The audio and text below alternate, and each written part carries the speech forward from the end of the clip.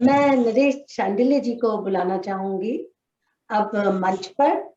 और नरेश शांडिल्य जी, आप कहाँ हैं? आप यहाँ हैं? अपना माइक ऑन कर लें, मैं आपको देख नहीं पा रही हूँ नरेश जी। जी तो मेरी आवाज आ रही है? जी जी जी बिल्कुल नरेश जी, अब आप दिखाई भी दे रहे हैं, आपकी आवाज भी आ रही है। ठीक और है। मैं आपको पिन किया तो मैं आपका परिचय दूं सबको। आप शायद कुछ लोगों से मिले हुए हैं, पर बहुत से लोगों से अभी आप मिल रहे हैं। और जैसा मैंने कहा नरेश जी, समकालीन दोहा लेखन में दोहों के आधुनिक कबीर और दोहों के दुष्यंत के रूप में विख्यात और लोकप्रिय हैं। वे एक प्रतिष्ठित कवि हैं, दोहाकार हैं, शायर हैं, नुक्कड़ नाटक कर्मी हैं, समीक्षक हैं और संपादक हैं। विभिन्न विधाओं में आपके 7 कविता संग्रह प्रकाशित हो चुके हैं अब तक।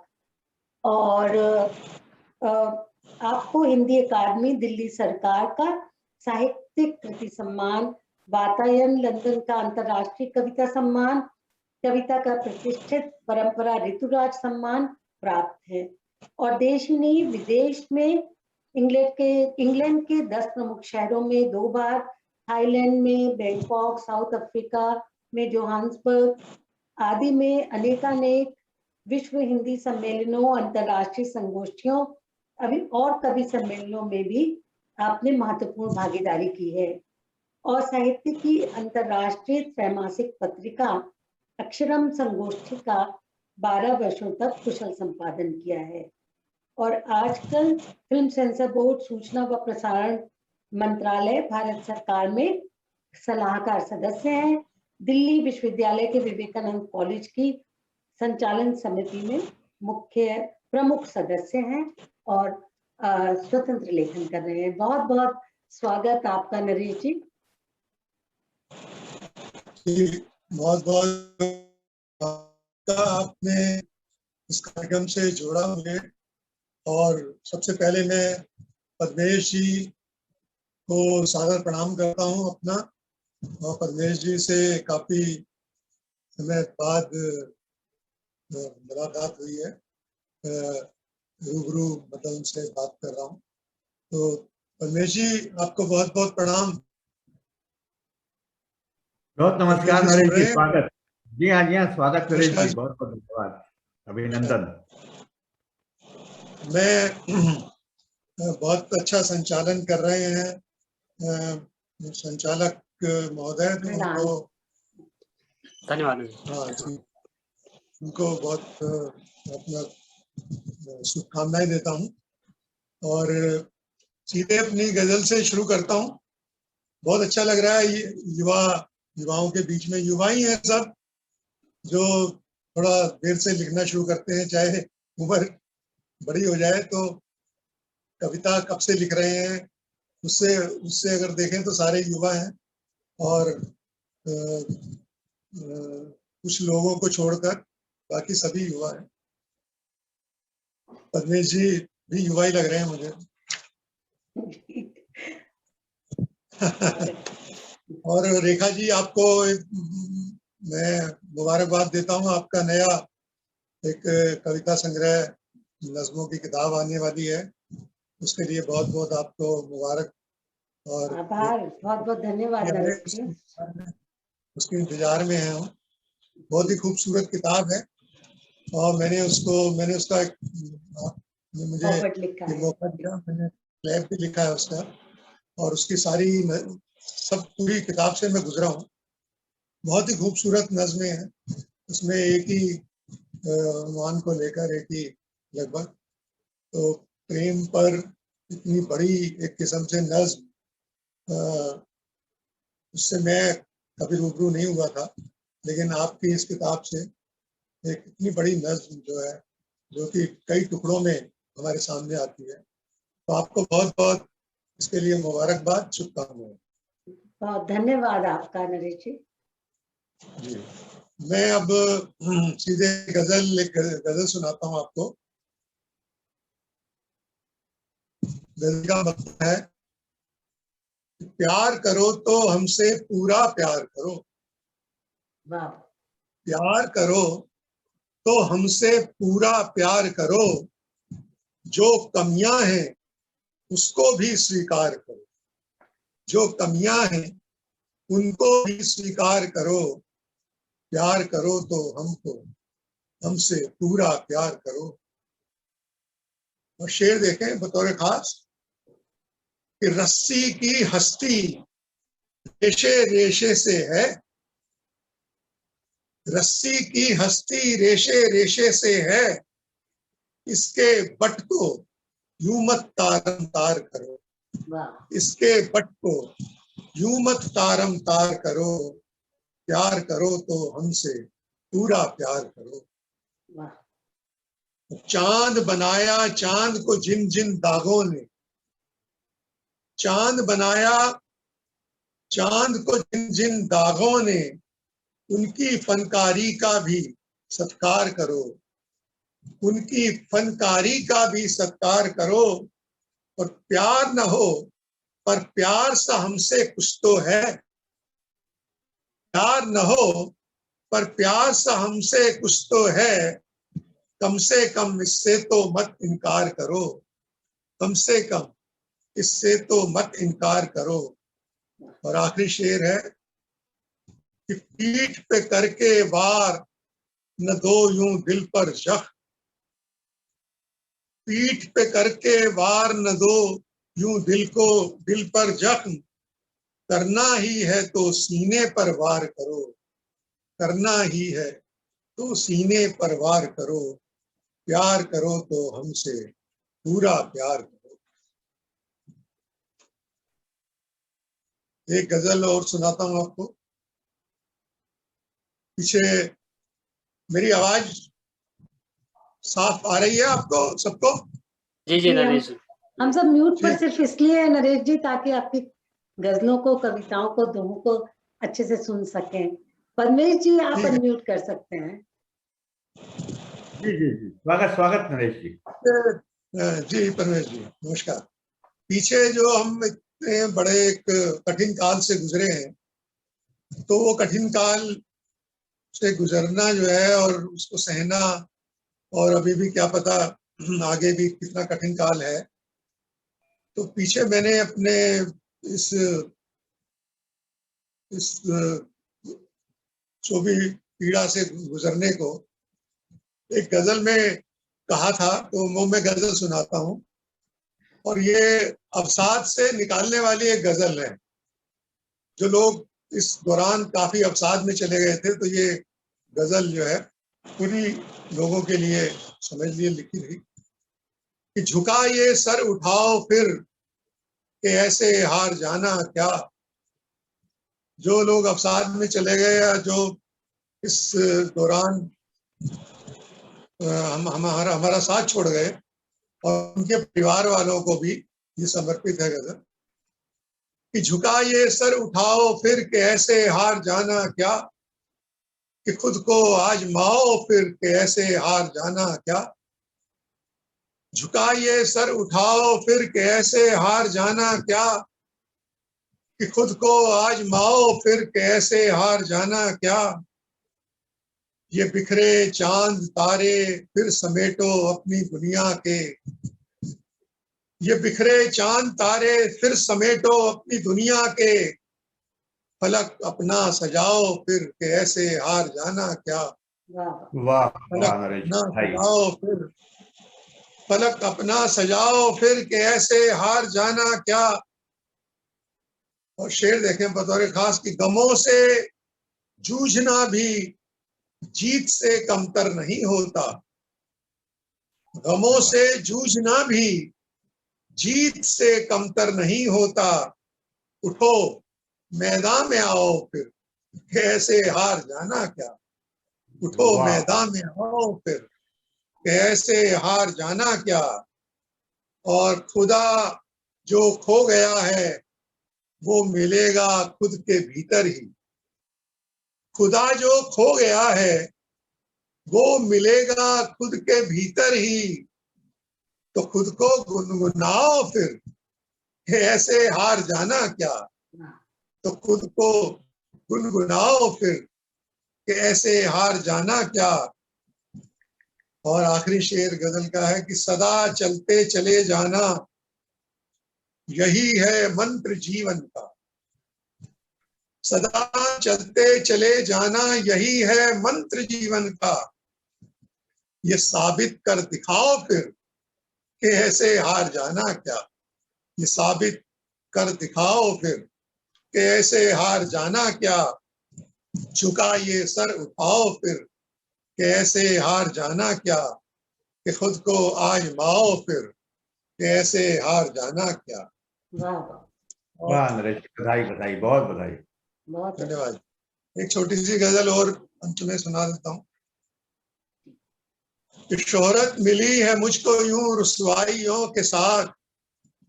वाह वाह, शोहरत मिली है मुझको यूं रुसवाइयों के साथ। चोटी पे हूं मैं चारों तरफ खाइयों के साथ। चोटी पे हूं मैं चारों तरफ खाइयों के साथ। मैं तालियों के शोर में गुमसुम हूं, मौन हूं। मैं तालियों के शोर में गुमसुम हूं, मौन हूं। मैं भीड़ में घिरा हूं तन्हाइयों के साथ। वाह मैं भीड़ में घिरा हूं तन्हाइयों के साथ। और शेर देखें कि मुझको यही मलाल रहेगा तमाम उम्र। मुझको यही मलाल रहेगा तमाम उम्र। मैं भी वहां खड़ा था तमाशाइयों के साथ। वाह मैं वाह भी वाह वहां वाह, खड़ा था क्या बात। तमाशाइयों के साथ। बहुत बढ़िया। मुझको यही मलाल रहेगा तमाम उम्र। वाह, मैं भी वहां खड़ा था तमाशाइयों के साथ। और देखें कि तारीकियां हैं लाख मेरे भाग्य में तो क्या। तारीकियां मतलब अंधेरे। तारीकियां हैं लाख मेरे भाग्य में तो क्या। तारीकियों में शाद हूं रानाइयों के साथ। तारीकियों में शाद हूं रानाइयों के साथ। और आखिरी शेर है कोयल की कूह कूह से गुलशन सिहर उठा। कोयल की कूह कूह से गुलशन सिहर उठा। और आ रहा हूं मैं भी इन हमराइयों के साथ। वाह और आ वाह रहा हूं मैं भी इन हमराइयों के साथ। शोहरत मिली है मुझको यूं रुसवाइयों के साथ। चोटी पे हूं मैं चारों तरफ खाइयों के साथ। बहुत अच्छा लगा सब कवियों को सुनकर। और अभी और भी सुनने का मौका मिलेगा। यहाँ ये पर बात कई दोस्त मित्र जुड़े हुए हैं। तो दो सत्या दोहे, त्रिपाठी जी नरेश जी दो दोहे सुना दीजिए। दो जी दोहे सुना दीजिए, आपके तो बहुत, जैसे पद्मेश जी ने कहा, बहुत कोट किए गए हैं। जी जी। चलिए मैं कुछ दोहे सुना देता हूँ अपने जो मेरे प्रतिनिधि दोहे कहे जाते हैं। देखिए कि स्वाभिमान का दोहा देखिए कि ये सोना चांदी हटा मुझे न इनसे तोल। ये सोना चांदी हटा मुझे न इनसे तोल। है चुटकी भर प्यार तो ले ले मुझको मोल। है वाह वाह चुटकी भर प्यार तो ले ले मुझको मोल। और सोने चांदी से मढ़ी रख अपनी ठकुरात। सोने चांदी से मढ़ी रख अपनी ठकुरात। मेरे देवी देवता कागज कलम दवात। वाह वाह, मेरे वाह, देवी देवता वाह, कागज कलम दवात। और बेशक होगा शाह वो मैं अलमस्त फकीर।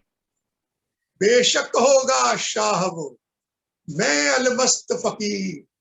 उसका पीर कुबेर है मेरा पीर कबीर। कबीर। उसका वाह, वाह, पीर कुबेर है मेरा पीर कबीर।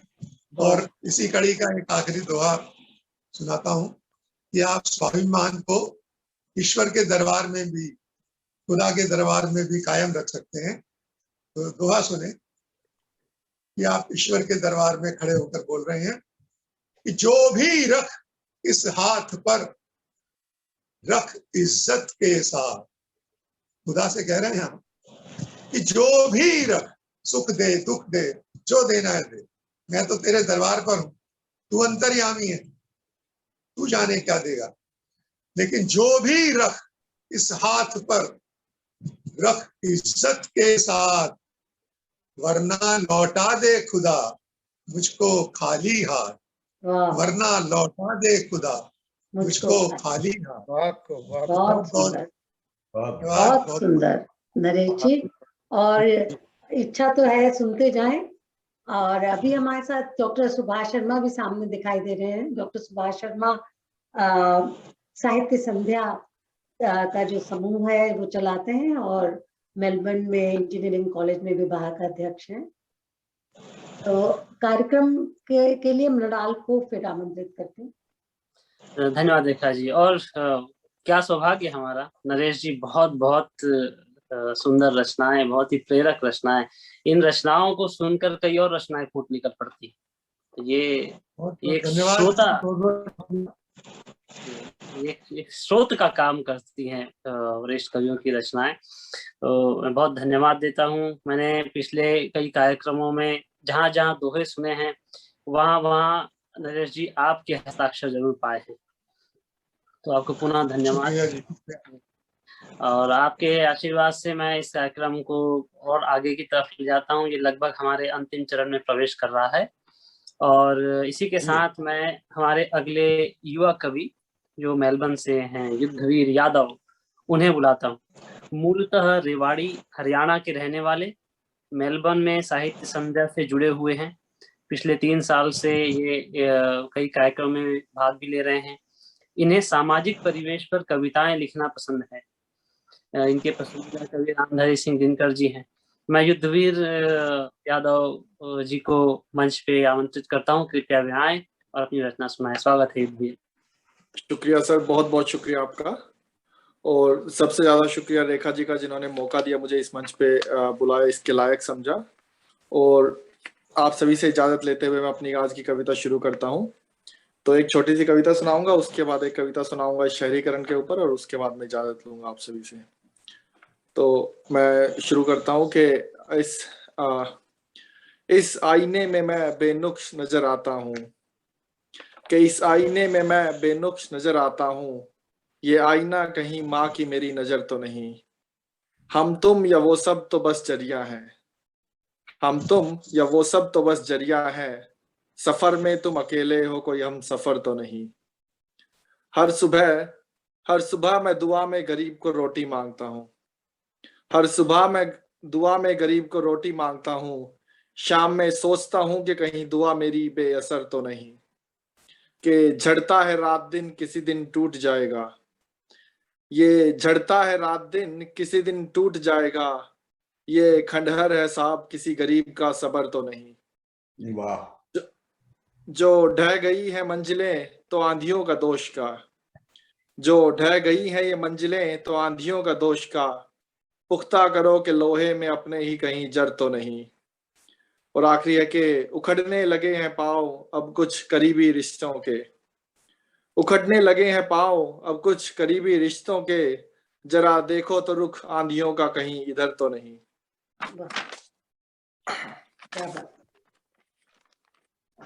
और अब मैं एक कविता सुनाता हूँ जिसका शीर्षक है कि कभी कभी मैं सोचता हूँ। ये जो शहरीकरण हो रहा है गांव की तरफ, जो अपने इंडिया में काफी हो रहा है, उसके रिलेटेड ये कविता है। तो उम्मीद आप सबको पसंद आएगी। तो शुरू करता हूँ कि कभी कभी मैं ये सोचता हूँ कि आखिर ये शहर किसका है, कभी कभी मैं सोचता हूँ कि आखिर ये शहर किसका है, 2-4 पल से ज्यादा का यहाँ ठहर किसका है। कभी कभी मैं यही सोचता हूँ, क्या है ये उसका जो जिंदगी की पूंजी लगाकर, क्या है ये उसका जो जिंदगी की पूंजी लगाकर है बस गया वो गांव से अपने शहर आकर। यहाँ थोड़ी सी भीड़ धक्का मुक्की और जरा सी धूल ही है, थोड़ी सी भीड़ धक्का मुक्की और जरा सी धूल ही है, लेकिन बगल में शॉपिंग मॉल और इंग्लिश स्कूल भी है। अपने सपने और जीवन अपना गिरवी है रखे, हजारों लोग ऐसे गांव से शहर आन धमके। अपने सपने और जीवन अपना गिरवी है रखे, हजारों लोग ऐसे गांव से शहर आन धमके। फिर जिसने बनाई सड़कें पुल और घर उन कामगारों का, क्या है ये शहर सड़क पे चलते उन बेचारों का। आपने देखा होगा कि अभी लॉकडाउन के टाइम पे सारे मजदूर जो थे वो विवश हुए अपने घरों को चलने के लिए, पैदल चलने के लिए। तो जिसने बनाई सड़कें पुल और घर उन कामगारों का, क्या यह ये शहर सड़क पे चलते उन बेचारों का। या बनते ही इसने उस मजदूर को भी छल दिया है, या बनते ही उसने इस मजदूर को भी छल दिया है, या खुद ही नया कोई शहर बनाने वो चल दिया है। कहते हैं कुछ बरस पहले यहाँ था एक गांव बसता, कहते हैं कुछ बरस पहले यहाँ था एक गांव बसता, थे यहाँ लोग कम और पेड़ ज्यादा व कच्चा सा रास्ता। बदलाव ही तो हर चीज की प्रवृत्ति है, लेकिन अब ये भीड़ ही इस शहर की संस्कृति है। लेकिन हो सकता है इस गांव से पहले यहाँ एक जंगल रहा हो, कि हो सकता है गांव से पहले यहाँ एक जंगल रहा हो, कुछ शेर चीतों कुछ भेड़ियों का एक घर रहा हो। लेकिन वो जानवर थे घर की अपने कीमत न जाने, सिमटते जा रहे हैं आज उनके आशियाने। लेकिन हम भी यहाँ बालक बनेंगे अबोध कब तक, लेकिन हम भी यहाँ बालक बनेंगे अबोध कब तक, प्रकृति की ही प्रकृति में बनेंगे अवरोध कब तक। चला है खेल सदियों का वो कब तक चलता रहेगा, कब तक बल्ब तेरे कमरे का फिजूल जलता रहेगा। माना कुछ लोग गए थे रोटी कमाने गांव से शहर को, कि माना कुछ लोग गए थे रोटी कमाने गांव से शहर को, तो क्या जायज है खा जाए शहर हर नदी नहर को। तो क्या जायज है कि खा जाए शहर हर नदी नहर को। मैं डरता हूं कि ये जो गांव सारे शहर बन गए तो, ये हवा ये नदी नाले सब जहर जो बन गए तो, ये कौन सी दुनिया हम लेके आगे बढ़ेंगे, ये कौन सी दुनिया हम लेके आगे बढ़ेंगे, जहां मोर तितली बच्चे बस किताबों में पढ़ेंगे। किया जो सदियों से है अब उस पे तुम मिट्टी तुम डालो, किया जो सदियों से है उस पे तुम मिट्टी अब डालो, बची है जैसी दुनिया उसको ऐसी ही बचा लो। शुक्रिया। बहुत बढ़िया। बहुत बहुत धन्यवाद जितवीर जी, बहुत बहुत धन्यवाद। बहुत शुक्रिया, बहुत शुक्रिया सर, शुक्रिया आप सभी का शुक्रिया। बहुत शुक्रिया, बहुत शुक्रिया। हम इस क्रम को थोड़ा तोड़ेंगे, थोड़ा ब्रेक करेंगे, क्योंकि मैं जिनको आमंत्रित करने जा रहा हूँ वो खुद को आमंत्रित नहीं कर सकते हैं। तो मैं उनका जरा परिचय दे दूं, आप सब जान जाएंगे मैं किनको आमंत्रित करना चाह रहा हूँ। तो छत्तीसगढ़ में जन्मे हैं और मृणाल साहित्यिक गतिविधियों में ऑस्ट्रेलिया में प्रारंभिक रूप से सक्रिय रहे हैं। वो यूं तो वे संगणिक अभियंत्री हैं, परंतु हिंदी साहित्य में विशेष रुचि रखते हैं। उन्होंने कविता, लेख एवं कहानियों की विविध रसों से सृजन किया है। तो पुरातत्व, इतिहास एवं प्राचीन भारतीय साहित्य में उनकी विशेष रुचि है और इस क्षेत्र में उनका प्रभाव उनकी रचनाओं में दिखता है। उनकी रचनाएं भारतीय एवं विदेशी पत्र पत्रिकाओं में प्रकाशित होती रही हैं। वो वर्तमान में सिडनी में रहते हैं, पर अभी हमारे दिलों में है क्योंकि वो इस श्रृंखला का संचालन कर रहे हैं। तो मृणाल जी, मैं आपको आमंत्रित करता हूँ। धन्यवाद भाई। मैंने आपका परिचय ठीक दिया होगा, आपसे बेहतर काम तो मैं नहीं कर रहा हूँ, आप सबसे बेहतर काम कर रहे हैं यहाँ पर। शुक्रिया। आपने काफी जितना परिचय दिया है शायद उससे एक दो लाइनें कम ही होनी चाहिए थी बट धन्यवाद, परंतु आपने दिया और अवसर प्रदान किया मुझे। मैं समय को ध्यान में रखते हुए कि मेरी जिम्मेवारी है कि कार्यक्रम समय पे समाप्त हो, इसलिए सीधे कविता पे आता हूँ। पद्मेश जी और नरेश जी, आपका आशीर्वाद चाहता हूँ और सीधे कविता आरंभ करता हूँ। मेरी कविता जो है वो बड़ी ही सीधी सादी, आज के समय के हिसाब से जिस हिम्मत की बहुत जरूरत है, आशा की जरूरत है, तो उस पे मैंने कुछ पंक्तियों के द्वारा अपने भाव यहाँ पे व्यक्त करना चाहता हूँ और आपको वो देना चाहता हूँ कि कितनी उम्मीद है अभी भी कायम। कविता का शीर्षक है इसके जाने का वक्त है। ये वायरस अब जाने वाला है, इसके जाने का वक्त है। कुछ बूंद आंसुओं की बचा कर रखना, ये दौर भी खत्म होगा यकीन है मुझे। कुछ बूंद आंसुओं की बचा कर रखना, ये दौर भी खत्म होगा मुझे। खुशियां जब लिबास बनकर लिपट जाएंगी, अच्छे लगेंगे आंसू तब आंखों पर सजा कर रखना। कुछ बूंद आंसुओं की बचा कर रखना। रूखे लब बिखरे बाल उखड़ी सांसें, अनंत तक बेतहाशा कुछ ढूंढती आंखें, शाम का वक्त बढ़ता अंधेरा और अकेलापन। रूखे लब बिखरे बाल उखड़ी सांसें, अनंत तक बेतहाशा कुछ ढूंढती आंखें, शाम का वक्त बढ़ता अंधेरा और अकेलापन। आज भयावह लगता है, कल खूबसूरती देगा। मौसम आंधियों का है, पर दिया सजा कर रखना, कुछ बूंद आंसुओं की बचा कर रखना। दौर कठिन है, दौर कठिन है, पर यह टिक नहीं सकता। बाजार कहीं भी हो, जज्बा बिक नहीं सकता। ये सदियों पुराना दरख्त है अटल, कुछ दिन की हवा से डिग नहीं सकता। कुछ दिन की हवा से डिग नहीं सकता। उम्मीद की क्यारियों में रोपे जचा के रखना, कुछ बूंद आंसुओं की बचा के रखना। ये धूल के गुबार कितना जिएंगे, ये धूल के गुबार कितना जिएंगे। मुट्ठी भर हिम्मत के बादल दो इन्हें, और फिर ये पैरों के तले होंगे। जिनकी कोपलें असमय ही बिखर गई हैं, जिनकी कोपलें असमय ही बिखर गई हैं, उन शाखों के हौसले बंधा कर रखना, कुछ बूंद आंसुओं की बचा कर रखना। हम न भूलें, हम न भूलें कि कण कण में रण जीता है यहाँ, हर दुस्सह काल बीता है यहाँ। जिन पर आंच नहीं पड़ती टूट जाते हैं, व्यथित रुक जाने वाले पीछे छूट जाते हैं। हम कहीं ज्यादा मजबूत हैं, इसे यह बता कर रखना, कुछ बूंद आंसुओं की बचा कर रखना। शिकायतें फिर कर लेना, शिकायतें फिर कर लेना, अभी समर शेष है। समय की कोख में पलता एक नया परिवेश है।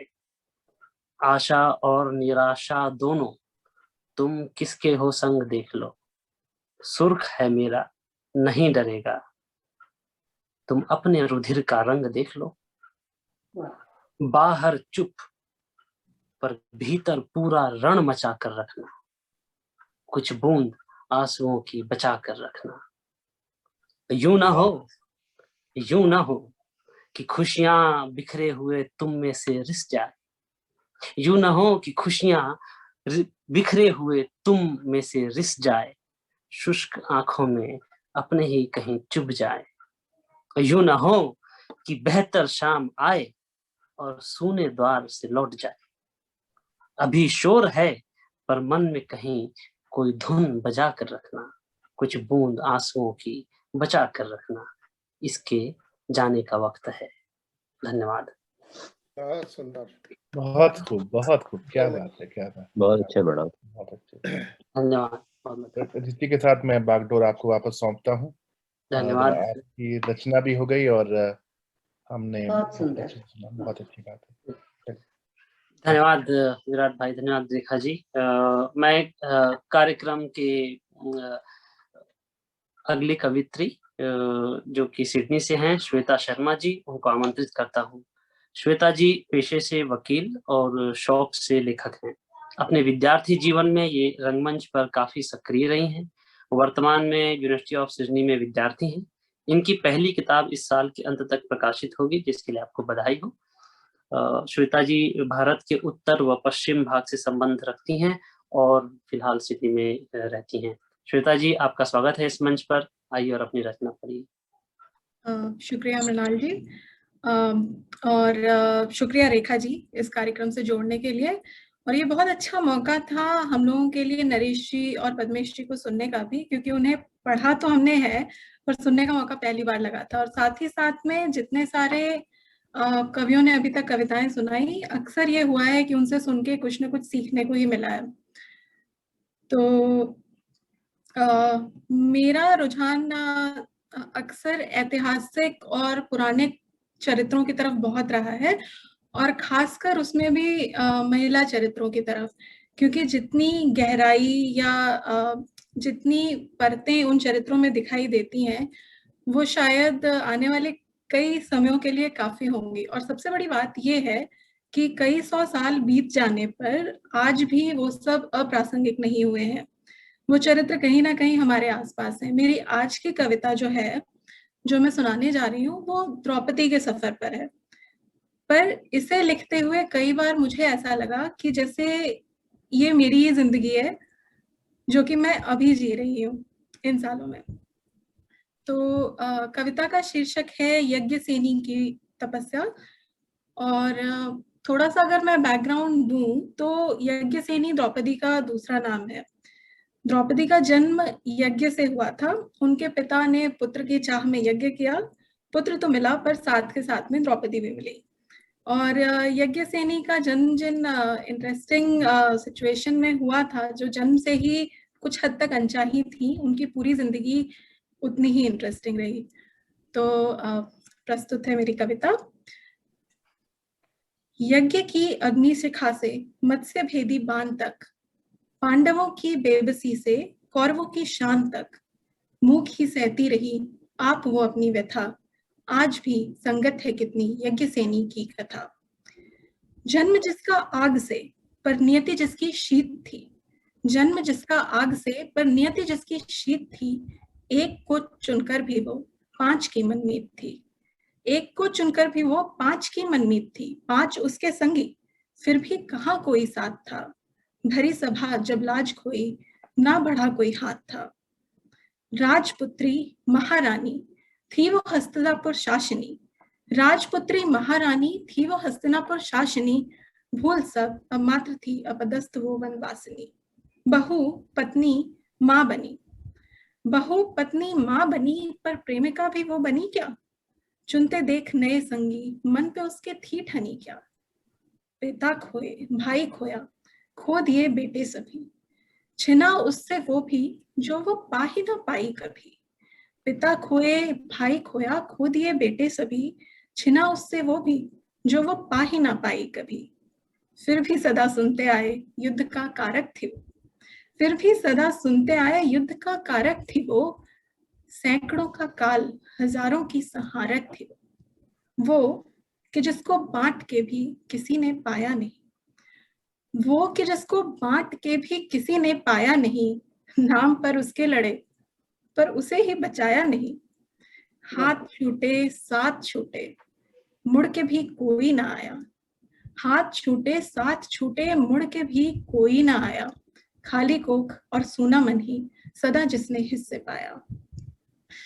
और जहां से मैंने कहा था कि ऐतिहासिक होने के साथ साथ ये आज के समय में भी प्रासंगिक है, तो खेल खिलौने संगी साथी पूरा बचपन छोड़ आती, खेल खिलौने संगी साथी पूरा बचपन छोड़ आती, बंधु बांधव माँ पिता की मोह माया तोड़ आती। खेल खिलौने संगी साथी पूरा बचपन छोड़ आती, बंधु बांधव माँ पिता की मोह माया तोड़ आती। जोड़ती फिर नए रिश्ते उनमें गर्माहट भरती है, जोड़ती फिर नए रिश्ते उनमें गर्माहट भरती है। इन रिश्तों को जीवित रखने 100 बार वो खुद ही मरती है, इन रिश्तों को जीवित रखने 100 बार वो खुद ही मरती है। फिर भी देती अग्नि परीक्षा साबित खुद को करने की, फिर भी देती अग्नि परीक्षा साबित खुद को करने की।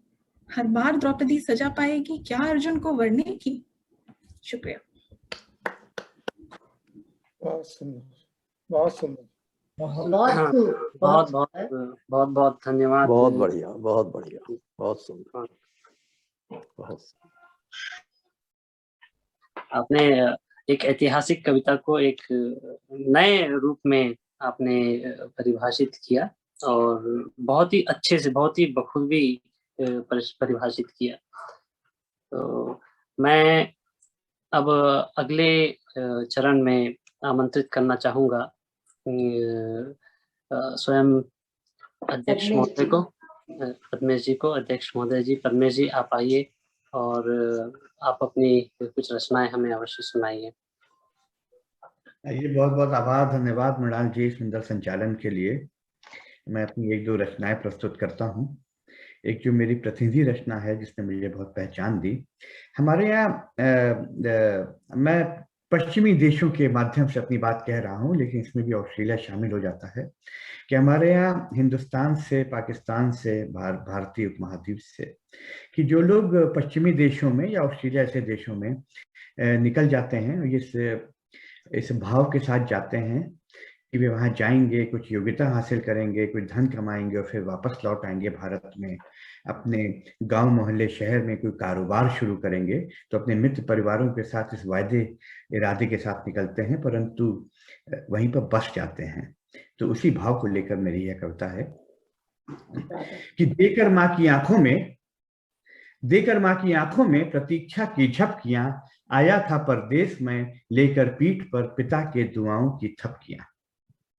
देकर माँ की आंखों में प्रतीक्षा की झपकियां, आया था परदेश में लेकर पीठ पर पिता के दुआओं की थपकियां।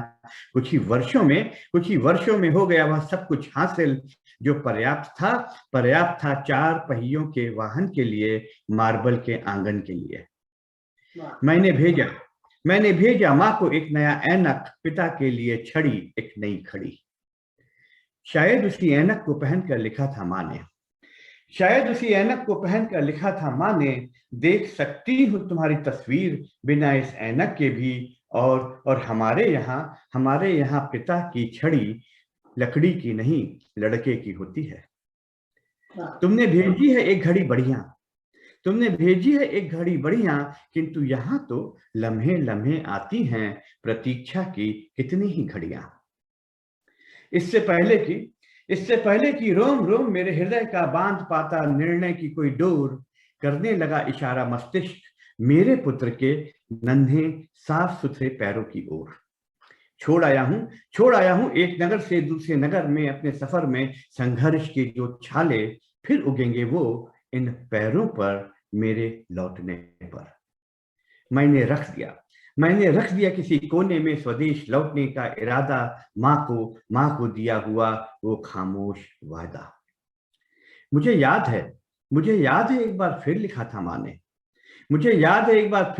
माँ ने, अब तो कहने लगी है पड़ोसन भी अपने बेटे से, इतने भी न लाना अंक परीक्षा में कि करनी पड़े मेरी चिता को तुम्हारी प्रतीक्षा।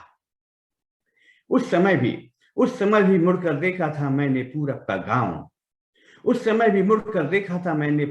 गांव, लेकिन पहने हुए पश्चिम के जूते मेरे पांव चढ़ने लगे पकड़कर उंगलियां नई पीढ़ी की नई सीढ़ी पर। आज मेरा पुत्र किसी और देश के किसी और शहर में बना रहा है नए रास्ते अपने पुत्र के लिए।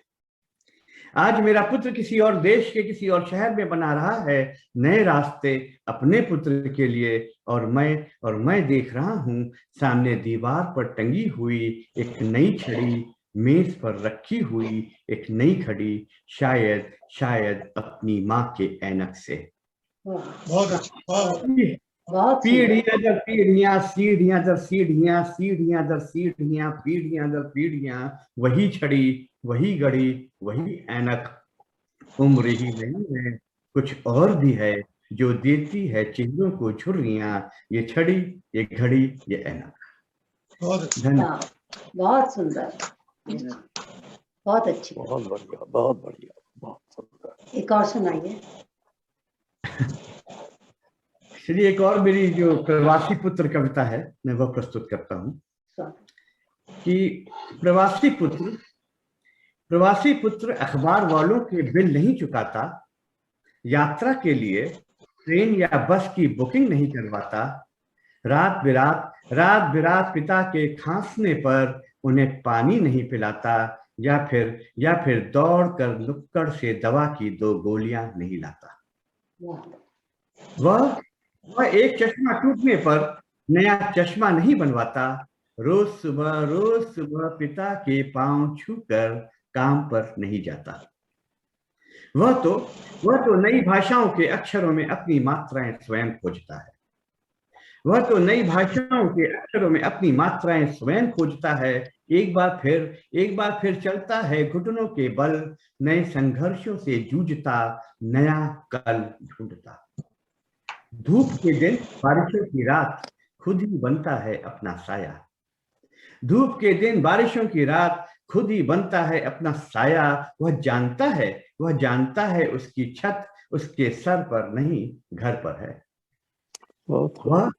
वह 30 त्योहारों में नहीं रहता, वह 30 त्योहारों में नहीं रहता है लेकिन हर दुआ हर फिक्र में, घर के हर जिक्र में।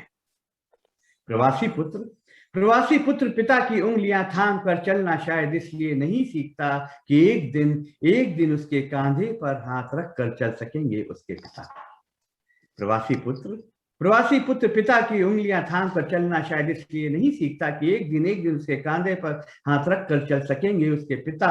वह तो पंख बन जाता है पिता के सपनों का। वह तो पंख बन जाता है पिता के सपनों का। तारा तारा धागा बुनता है, धागा धागा तारा सीता है। तारा तारा धागा बुनता है, धागा धागा तारा सीता है। वह पिता के साथ नहीं रहता, वह पिता के साथ नहीं रहता। पिता पुत्र के अंदर जीता है, पिता पुत्र के अंदर जीता है। हम भारत में नहीं रहते, भारत हमारे अंदर रहता है। वाह, धन्यवाद। बहुत ही सुंदर, बहुत सुंदर पद्मेश जी। और इससे पहले कि हम कार्यक्रम समाप्त करें, मैं सुभाष जी साहित्य संध्या के जो संचालक हैं उनको बुलाऊंगी और उसके बाद कुशल कुशलेंद्र जी जो कि वेस्टर्न ऑस्ट्रेलिया में हिंदी समाज के साथ जुड़े हुए हैं। तो सुभाष जी। रेखा जी बहुत बहुत धन्यवाद। और मैं समझता हूँ कि ये बहुत ही अनुपम कार्यक्रम रहा, बहुत ही अच्छी तरह से संचालन हुआ और पद्मेश जी और नरेश जी जैसे महान हस्ती इसमें उपस्थित हुए। मैं ज्यादा न बोलते यही कहना चाहूंगा कि आप जैसे लोगों का मार्गदर्शन और सशक्तिकरण के लिए जो है हम आप लोगों को आमंत्रित करते हैं ताकि हम आपसे प्रेरणा ले सकें, कवि लोग प्रेरणा ले सकें। हम कवि नहीं है, हम आधे अधूरे कवि हैं और कविता की परंपरा को विदेशों में भी यहाँ पर रहकर भी जीवित रखना चाहते हैं और उसके लिए आप लोग आते हैं, हमारा सहयोग करते हैं। बहुत ही हमारे लिए गर्व की बात है और बहुत ही प्रशंसा की बात है जिसके लिए हम आपके आभारी हैं। रेखा जी एक छोटी सी कविता अगर हो सके तो जी सुनाइए। आपने पद्मेश जी आपने कही तो उसी की कविता मेरे कुछ लाइनें लिखी थी। अपने ही देश में अपने ही लोगन के, मैं अवधी भाषा में लिखता हूँ, कभी कभी लिखता हूँ। अपने ही देश में अपने ही लोगन के दांव पेच देख हम विदेश भाज आए हैं। भेदभाव धन अभाव देख के मन मुटाव, देखो हम आज यहाँ तनिक चैन पाए हैं। और पेट काट बाप ने पाले थे 3 पूत, पेट काट बाप ने पाले थे 3 पूत, उन सब के बीच में हम ही पढ़ पाए हैं। और उन्हें छोड़ छाड़ पाछे उनके ही हाल पे, दांव पाए आज हम विदेश भाज आए हैं। दांव पाए आज हम विदेश भाज आए हैं। तो मान हान ताक धरे अपने को दूर करे, धरती के दूसरे छोर पे हम आए हैं। और पैसा ही पैसा पैसा की मार देख, सगी माँ को तय तलाक 100 तेली पाए हैं। सिटीजनशिप। तो कबहू अकुलात्मन, कबहू अकुलात्मन, कबहू उक्तात्मन, और कबहू हम अपने ही देश को गरियात हैं। कोई अनजान जब माटी को देत लात, काहे छोड़े आए हम जिया पछतात है, काहे छोड़े आए हम जिया पछतात है। तो इन्हीं शब्दों के साथ बहुत सुंदर, बहुत सुंदर, बहुत बढ़िया सुभाष जी। और कुशल कुशलेंद्र जी आप पद से जुड़े हुए हैं। जी नमस्कार रेखा जी, नमस्ते। बहुत बहुत धन्यवाद इस बहुत ही बेहतरीन आयोजन के लिए। और साथ ही नरेश जी और पद्मेश जी को भी मेरा बहुत बहुत नमस्कार। उनकी रचनाएं सुनने का सौभाग्य प्राप्त हुआ आज। और साथ में रेखा जी आपने जो युवा कवियों को जोड़ा है आज, आई थिंक उन सबकी रचनाओं को सुनने पिछले 1.5 घंटे से मैं बराबर जुड़ा हुआ हूँ कार्यक्रम से। और उनको सुनने के बाद मुझे काफी आश्वस्त महसूस हो रहा है कि विशेष रूप से ऑस्ट्रेलिया में हिंदी का भविष्य जो है तो काफी सुंदर और सकारात्मक है। कई अच्छी रचनाएं, कई अलग अलग तरह की रचनाएं, हिंदी और उर्दू का सम्मिश्रण और कई अलग अलग वैचारिक विकल्पनाओं का समन्वय इनकी रचनाओं में देखने के लिए मिला। तो ऐसे बहुत ही सुंदर आयोजन के लिए आपको एक बार फिर बहुत बहुत धन्यवाद। और मृणाल को विशेष रूप से आभार, बहुत ही सुंदर संचालन के लिए कार्यक्रम का। धन्यवाद कौशिक जी। धन्यवाद। तो राय कुकड़ा जी, डॉक्टर राय कुकड़ा एडलेड में हमारे रहते हैं और वहां पर अगर आप हैं तो राय कुकड़ा जी, मेरे ख्याल से वो चले गए हैं। तो हम कार्यक्रम का यहीं समापन करें। आपकी आज्ञा हो पद्मेश जी और नरेश जी। मेरा निवेदन है कि रेखा जी अगर समापन आपकी रचना से हो तो बड़ा सुंदर रहे। मेरी रचना से एक, क्योंकि माहौल ऐसा है, अभी ऑस्ट्रेलिया में भी लॉकडाउन हो गया है, तो मैं सोचती हूँ कि एक गजल शायद सबको प्रेरणा दे थोड़ी। दर्द के माहौल में भी गीत गाते जाइए, दर्द के माहौल में भी गीत गाते जाइए, रास्ते कितने कठिन हो खिलखिलाते जाइए।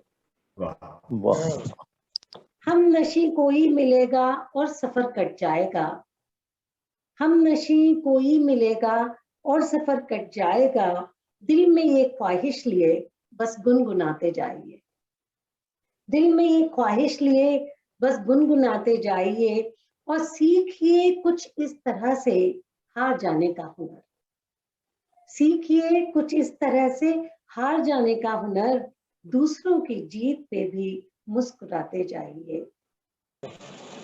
और चांद तारे गर न हो, चांद तारे गर न हो तो साथ जुगनू लीजिए, चांद तारे गर न हो तो साथ जुगनू लीजिए, और रात के लंबे सफर में झिलमिलाते जाइए। बहुत अच्छे, बहुत बढ़िया।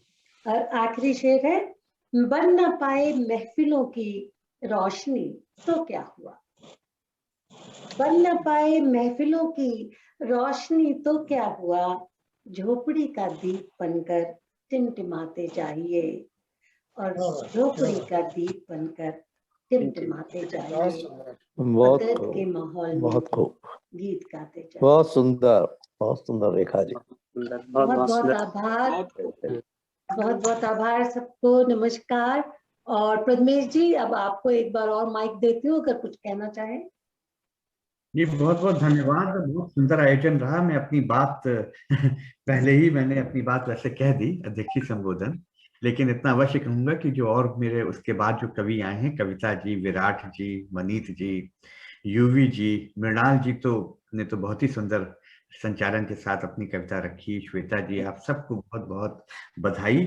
और अंत में मैं एक सुझाव देना चाहूंगा कि यहाँ मैं इंग्लैंड में रहता हूँ, और जब से ये कोरोना काल शुरू हुआ और ये वर्चुअल संगोष्ठी का दौर शुरू हुआ, तो मैंने एक और कार्यों के साथ हमने क्या किया कि हर महीने के सोमवार को, हर महीने के पहले सोमवार को 1-1.5 घंटा जितने भी यहाँ इंग्लैंड के युवा कवि हैं, हम उनके साथ मिलते हैं और सिर्फ उन्हीं को सुनते हैं। उस ऐसी संगोष्ठी का कोई एजेंडा नहीं होता, किसी संस्था से कोई मतलब नहीं है। तो मैंने जूम कॉफी हाउस खोल रखा है। तो मेरा ये आपको सुझाव है, जो जितने भी युवा प्रतिनिधि हैं, कि आप लोग भी महीने में एक बार ऐसे मिला करें, 1-1.5 घंटे सिर्फ अपनी साहित्य की, कविता की बात करें, तो एक बड़ा सुंदर अभ्यास होता है। और उसमें अमूमन क्या होता है, कुछ लोगों ने जो लेटेस्ट लिखी होती हैं या कोई पुरानी रचना या किसी थीम पर वे प्रस्तुत करते हैं, तो उससे बहुत कुछ सीखने को मिलता है और बहुत प्रेरणा भी मिलती है। तो मेरा सुझाव है कि अगर आप लोगों ने ऐसा कुछ नहीं किया तो आप लोग भी कीजिए, क्योंकि आप सब लोग भविष्य हैं। और मैं नहीं चाहता कि हिंदी की कभी रात हो, एक सूरज ढले उससे पहले दूसरा सूरज निकल आना चाहिए। बहुत बहुत धन्यवाद। आपको इतना समय दिया पद्मेश जी, बहुत बहुत धन्यवाद।